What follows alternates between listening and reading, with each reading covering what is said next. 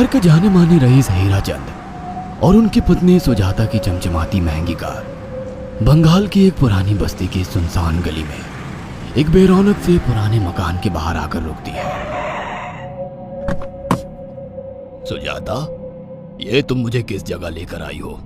ये तो कोई गरीबों की बस्ती लगती है, यहाँ ऐसा क्या है?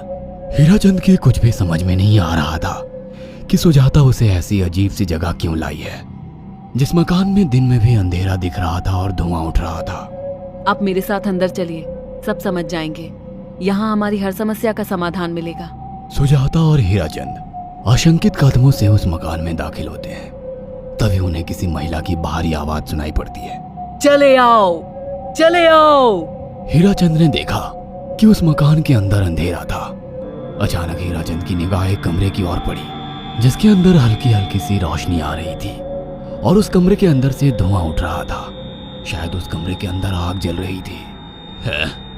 ये किसकी आवाज है? यहाँ इतना अंधेरा क्यों है और ये धुआं कैसे उठ रहा है? मेरा तो यहाँ दम घुट रहा है। सुजाता और हीराचंद धीरे धीरे कदमों से उस कमरे के अंदर चले गए। अंदर वाले कमरे में बिखरे बाल वाली एक खूबसूरत सी बूढ़ी औरत सामने जल रही आग में एक मुर्गी की गर्दन काटकर उसका खून गिरा रही थी और मुर्गी का शरीर छटपटा रहा था। ये देखकर सुजाता को उबकाई आने लगी। हीराचंद ने सुजाता की ओर देखकर कहा, तुम ही मुझे यहाँ लेकर आई हो और खुद ही घबरा रही हो। कौन है ये भयानक सी शक्ल वाली औरत और हम यहाँ क्यों आए हैं? अचानक उस औरत ने एक झटके में मुर्गे की गर्दन धड़ से अलग कर दी। ये देखकर सुजाता के मुंह से चीख निकल गई और सेठ हीराचंद भी सहम गया। वो बहुत डरावना नजारा था। ये अघोरा ताई हैं। ये हमें अपनी काली तंत्र विद्या से संतान सुख प्रदान कर सकती हैं, इसलिए मैं आपको यहाँ लेकर आई हूँ। कैसी बात करती हो? जहाँ बड़े से बड़े डॉक्टर सफल नहीं हुए, वहाँ ये मामूली औरत क्या कर लेगी?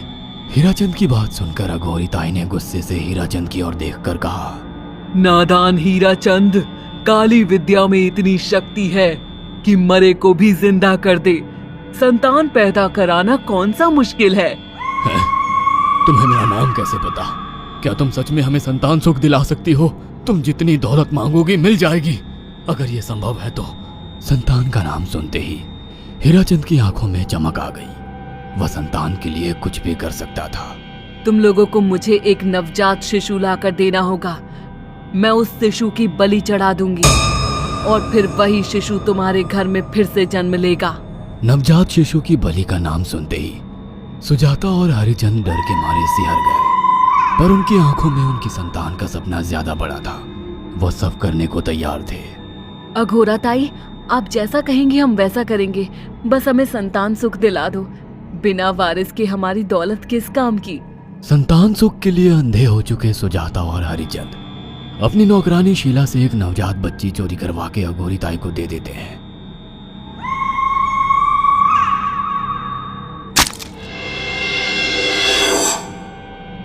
उस शिशु की बलि से सुजाता गर्भवती हो जाती है। देखा आपने, अघोरा की तंत्र शक्ति।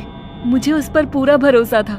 चलो चलकर उन्हें धन्यवाद कहते हैं। हीराचंद और सुजाता अघोरा ताई के पास पहुंचते हैं। वो दोनों बहुत खुश थे और अघोरा पर उन्हें अंधविश्वास हो गया था। अघोरा ताई, आप महान तंत्रिका है। आपने वो चमत्कार कर दिखाया जो बड़े बड़े डॉक्टर नहीं कर सके। ये काली विद्या है बेटा। अगर तुम दोनों चाहो तो मैं इस विद्या से तुम दोनों को हमेशा के लिए जवान बना सकती हूँ। क्या सच में ऐसा संभव है? हाँ बिल्कुल, पर इसके लिए तुम्हें जवान लड़के और लड़कियों की बलि चढ़ानी होगी। तुम उन्हें यहाँ तक लाओ, बाकी मैं देख लूंगी। जवान रहने की लालच में अंधे सुजाता और हरिचंद एक अनाथ आश्रमों से हर रोज एक लड़की या लड़के को गोद लेने के बहाने अघोरी के पास बलि चढ़ाने ले जाने लगे। और एक दिन अघोरी ताई ने हीराचंद और सुजाता से इंसानी मांस खाने को कहा। पूरी तरह से इंसान से हैवान बन चुके अब वो दोनों इंसानी मांस खाने के लिए तैयार भी हो गए। ये गर्म खून और मांस खाकर तुम लोगों की उम्र भी बढ़ जाएगी। खाओ इसे। हाँ, सच में ये इंसानी मांस बड़ा स्वादिष्ट है। अघोरा ने अपनी बातों में फंसाकर सुजाता और हरिचंद को नरभक्षी बना दिया था। वो तीनों हर दिन बलि चढ़ाकर खून पीकर मांस खाने लगे। नौकरानी शीला भी नए शिकार लाने में उनकी मदद करती थी, मगर एक दिन शीला को शिकार नहीं मिला। मेम साहब, आज एक भी शिकार हाथ नहीं लगा और मैं बहुत थक गई हूँ और घर जाकर थोड़ा आराम करना चाहती हूँ। कोई बात नहीं शीला, एक छोटा सा काम है, तुम हमारे साथ चलो, लौटते में हम तुम्हें घर छोड़ देंगे।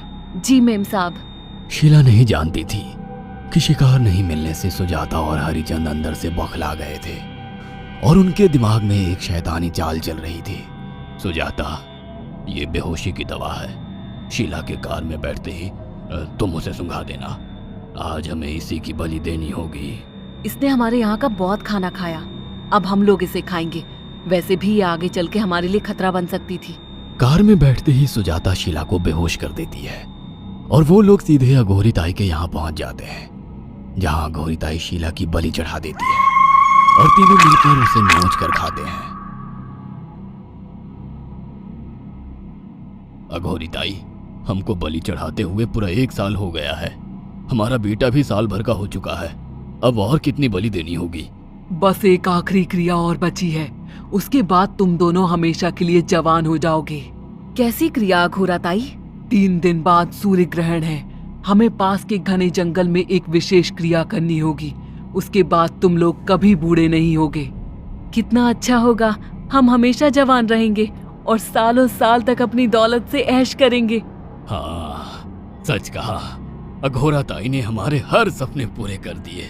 3 दिन बाद बंगाल के बियाबान जंगल में कोहरे और ओस से भीगे पेड़ों के बीच एक घने बरगद की बेलों पर कटे इंसानी सिर लटक रहे थे, जिसमें से खून टपक रहा था। काले जादू का सामान भी रखा था।